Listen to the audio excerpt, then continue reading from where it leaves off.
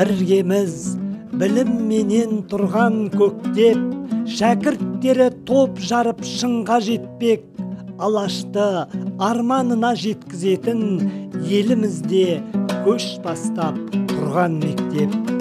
Менің жүрегімдегі мектеп Жамбыл облысы Шу ауданындағы Мәлік Ғабдуллин атындағы орта мектеп. Мен мектебімді, әріптестерімді, оқушыларымды жақсы көремін. Біздің мектеп қазақ көгіндегі қара шаңырақтың бірі. Біздің мектеп Қазақстан мектептерінің бірде бірегейі. Біздің мектепте Алаш арыстарының арманын жүзеге асыратын зиялы ұрпақ тәрбиеленуде.